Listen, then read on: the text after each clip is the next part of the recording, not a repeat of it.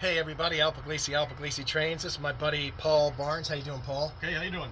And he's got a incredible, beautiful brass import name train we're going to talk about. So let me switch the camera around and let Paul tell us about this awesome train.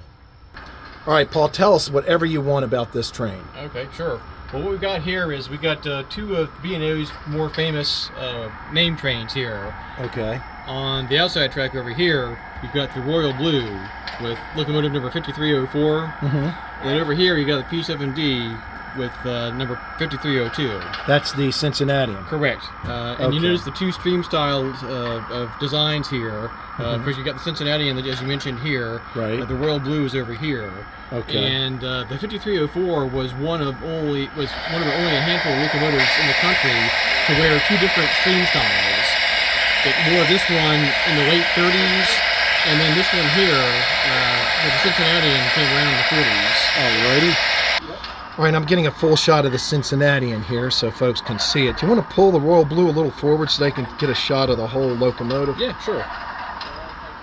Both are arguably some of the most beautiful locomotives that ever ran on the East Coast. Again, arguably, but Let's see if it, well, she's spinning. It's a heavy 8-car train. Super heavy train, but she fights. She fights. It might work. Let's see. Hey, She slips. There she goes, man. Beautiful. Slippage is accurate. Folks, we keep it real. All right, go ahead and stop her, Paul. And now, who made this brass import? MTS made that. MTS is the name of the... I'm sorry, MTS imported it. I forget who made it. Was it Sam Hongza? It wasn't one of the... Off the top of my head, I couldn't tell you. Okay. Howard could probably tell you. But it came custom painted like this? It did. Came factory painted. And you had the DCC and the sound installed. Correct. And the approximate value of a locomotive like this, do you have any idea? Oh, geez. I forget how much I paid for that. But the current value's got to be over $2,000. Oh, no, not that much. Really? Well, although with all the stuff I had done to electronics, all the work, yeah.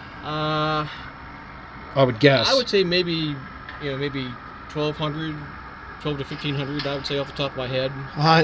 Well, I don't know, folks. I know that these have been selling on. Now, who makes this one?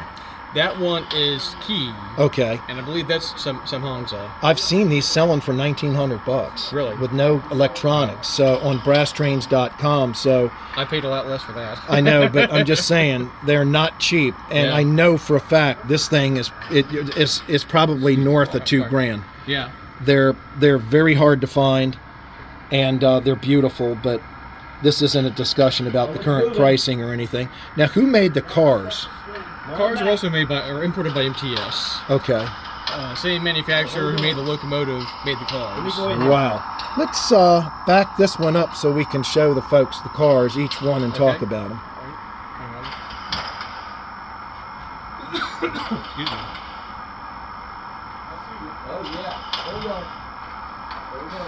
Back her up.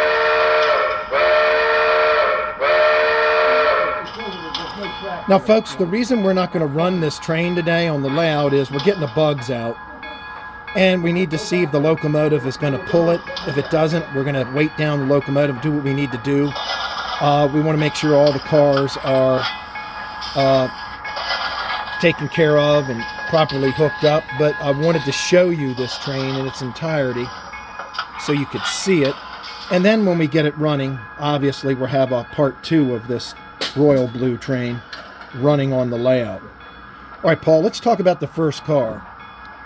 A combine car, I would imagine. Yeah, you got a baggage coach combine there. Okay, and it has a special paint scheme that only this train had, isn't it? Correct. Yep. Okay. Now, this is a model of the Royal Blue that ran between D.C. and Jersey City. Okay. Up until 1958, when the B&O pulled back their passenger market to Baltimore. Uh-huh.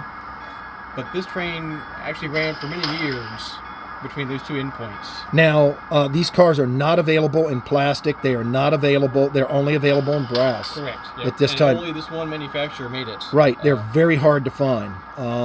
This one is not for sale, but the second car is a coach.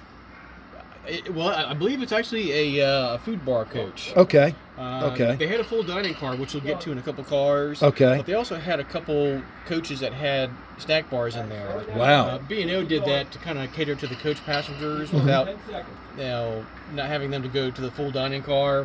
Because the dining car was usually mid-train. And to have a food bar coach right close to your seat was convenient for the passengers. And this third car? That's a full coach, I believe. Okay, that's a full coach. Yeah. And then this fourth car here looks like a kitchen car? That's a dining car. Oh, that's a dining car. Yep. Is there a kitchen dormitory car? Is that part of the... No, it's just a one-unit diner. Okay, it's a one-unit diner. The Royal Blue was only an 8-car train, so they felt that it didn't warrant a twin-unit diner. Okay. Because they had those other food bar coaches within the consist. Okay. I think they had 2 food bar coaches, or actually 1 food bar coach and a coach lounge. And then they had the dining car in there too. Okay. And then, all right, let's go to, that was what, car number 4? I believe so, yeah. And then let's go, this is another car number... I believe that's a coach. A coach, and then another coach, I would imagine. Yeah, or it might be a coach lounge. Okay. And I believe the next to the last car here is a parlor car. Okay. A parlor. And then, of course, the last car on the train is a lounge observation coach. Observation coach car. Wow. God, what a beautiful, beautiful train. Look at the back end of that, folks.